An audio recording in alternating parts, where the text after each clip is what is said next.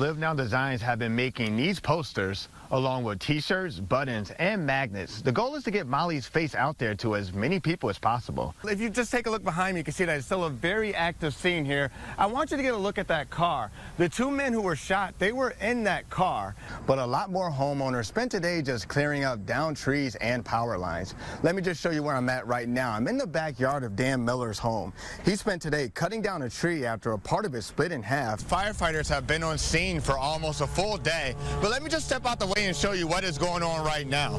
Right now, crews are demolishing two businesses, but they do have one thing that they are positive about. This willow tree that they planted when they moved here about a year and a half ago, they're actually very happy that it survived Saturday night's tornado. This is an area where they will be having spin classes, they'll have Pilates classes, they'll have yoga classes here. People wanting to make sure they get the perfect Christmas gift. Decorations is also stressful. People wanting to put out the perfect elf, even the perfect Christmas tree, no matter how small the tree is. During a fire, feel the closed door with the back of your hand. If it's hot, go find another exit. But if it's not hot, slowly peek out.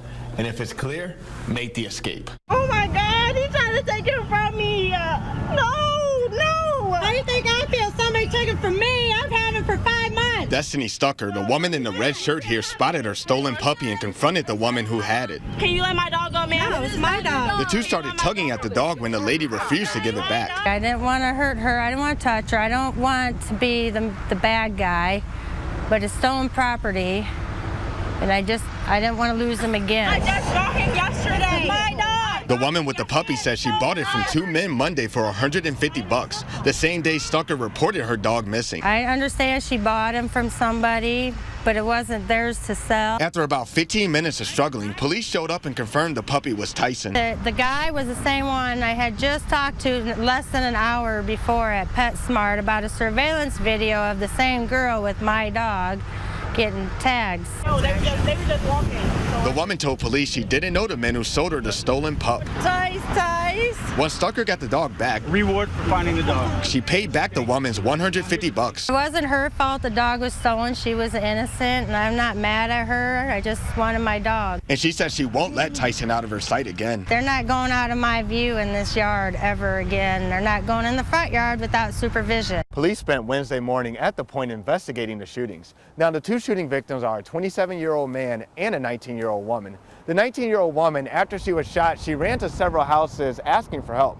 Now, what you're about to see may be slightly graphic. I woke up to banging on the door. Somebody help me, I need help. The woman eventually found help at Sharon Tufo's Miami Drive home.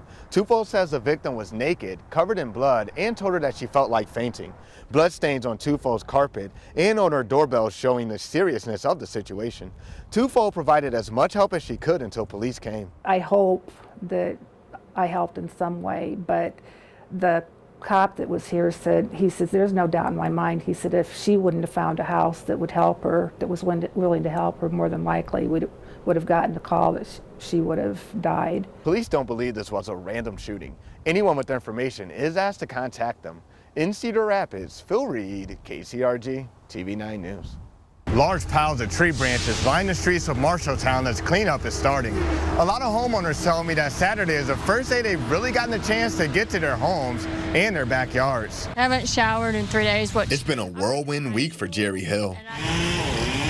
Besides dealing with a large tree buried in the back of her home. And all of a sudden I heard boom. I said, Lord, please don't let the house fall on us. Her garage collapsed, her windows shattered, and there's also damage inside her house. That door facing and this door was upstairs in the bedroom. It blew it all the way down here. She's trying to stay positive as she picks up the pieces. It's been crazy, dude. I said, I don't even know where to begin.